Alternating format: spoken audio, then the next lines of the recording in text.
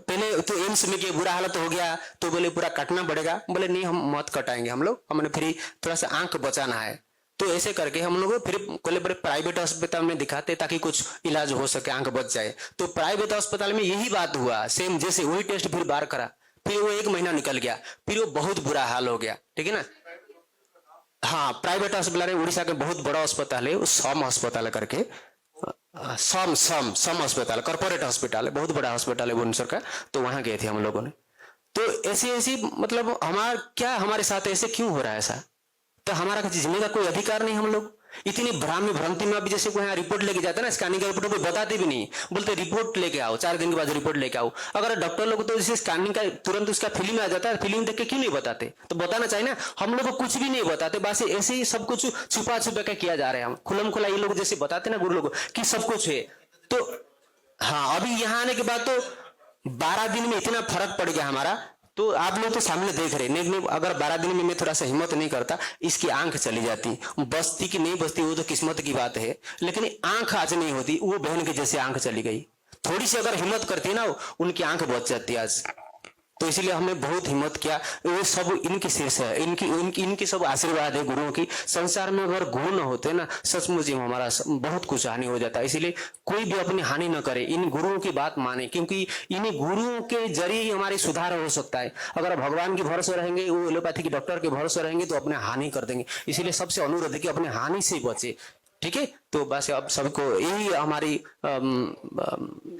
सबसे यही प्रार्थना है, बस गुरुओं की बात माने। संसार में गुरु ही कुछ उद्धार कर सकते, गुरु ही सुधार कर सकते। इसीलिए मेरा तो दिल करता है कि अभी जैसे मेरी बहन की आंख बच गई, सब कुछ बच गई, तो इन गुरुओं के चरण में एक बार उनके चरण में मैं गिर पड़ू, ऐसे मेरे को। अरे थैंक यू, अरे गुड, थैंक यू, धन्यवाद, बहुत बहुत धन्यवाद, आभार, थैंक यू, जीवन बचा लिया, थैंक यू।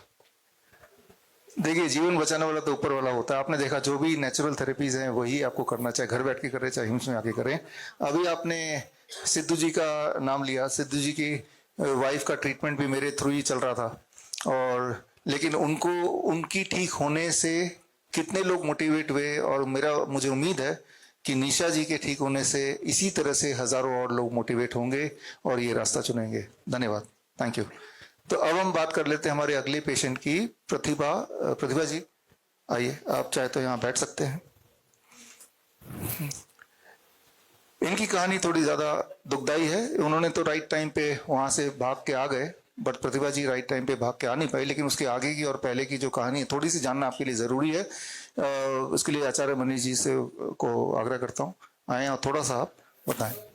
मैडम को ही दे दो, पहले तो आप ही बताओ अपने बारे में। नमस्ते, ओम आरोग्यमस्तु। मेरा नाम प्रतिभा सामल है, मैं दुबई से आई हूँ। 2022 से मेरा कैंसर का जर्नी स्टार्ट हुआ। स्टार्टिंग में मुझे पेन होता था, हेडेक होता था। तो जैसे ही डॉक्टर्स के पास जाती थी तो डॉक्टर्स बोलते थे माइग्रेन का इशू है, साइनसाइटिस का इशू है, बट स्टिल मेडिसिन खा के ठीक हो जाता था, फिर दोबारा आ जाता था। तो फिर हमने एमआरआई कराया। एमआरआई में पता लगा कि ट्यूमर है आईज में। देन उसके बाद डॉक्टर्स को दिखाया, फिर बायोप्सी हुई। बायोप्सी में निकला कि कैंसर है। तो अपोलो हैदराबाद में मेरा ट्रीटमेंट चल रहा था। तो मेरा 1 साइकिल इंट्रा आर्टेरियल कीमो हुआ, जिसके कारण मेरा आईज का विजन ही चला गया। जो मुझे डॉक्टर्स ने नहीं बताया था कि ऐसा ऐसा कुछ हो सकता है। तो अनफॉर्चुनेटली जब आई का विजन चला गया, डॉक्टर्स ने कहा कि आप एक काम करें, आपका आई रिमूव कर देते हैं तो ये कैंसर दोबारा नहीं आएगा। फिर हम लोग उनके बातों में आ गए और आईज का रिमूव भी कर दिए। फिर स्कैनिंग में आया, ये पिक्चर है जी, ये मेरा ओरिजिनल। नहीं करी थी इन लोगों ने, हाँ जी, वो हम लोगों ने गाइड करा। फिर इन्होंने खुला ही छोड़ दिया था जख्म जी, और रोज पस निकलता था, कभी पानी निकलता था, हाँ। कभी पस निकलता था, कभी पानी निकलता था, कभी इन्फेक्शन होता था। ये सबसे पहले हमारे पास नवी मुंबई आए थे, आज से लगभग 6 महीने पहले, और 19 दिन रहे थे।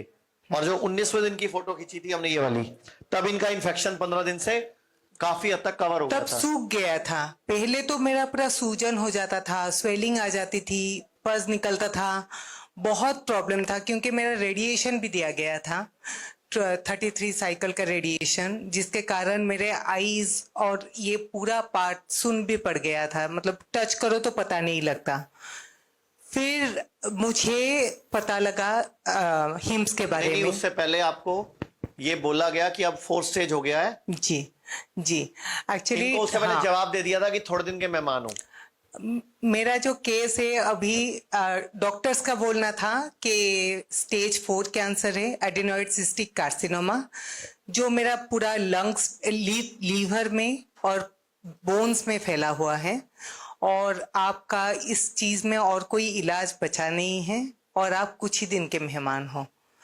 तो हमारे पास कोई ऑप्शन भी नहीं था, और उस टाइम पे मैं सर्च कर रही थी ऑनलाइन में, मुझे हिम्स हॉस्पिटल के बारे में पता लगा। देन मैं अक्टूबर में हिम्स हॉस्पिटल आ गई। वहाँ पे मैंने 20 डेज का ट्रीटमेंट लिया। ट्रीटमेंट के बाद मेरे बहुत गंदी वाली हालत थी उस टाइम पे, क्योंकि कीमो भी ली थी, तो मैं चलना फिरना मुश्किल था, मैं ऐसे ही मतलब बेड में बैठी रहती थी। बट आज के डेट में मैं बोल सकती हूँ कि थैंक्स टू हिम्स हॉस्पिटल, जिसने मेरी जिंदगी बदल ही दी, मैं बोल सकती हूँ, क्योंकि मेरे सिम्टम्स सारे खत्म हो चुके हैं। मेरे लीवर में पहले मैं ऐसे टच करती थी तो मुझे पूरा फील होता था, मेरा जो ट्यूमर का साइज था फील होता था, अभी वो भी बिल्कुल पता नहीं लग रहा है, ना के बराबर। और डॉक्टर्स ने मना कर दिया था कि मेरा कभी और बेबी नहीं हो सकता, मेनोपॉज हो गया है और पीरियड्स बंद हो गया था।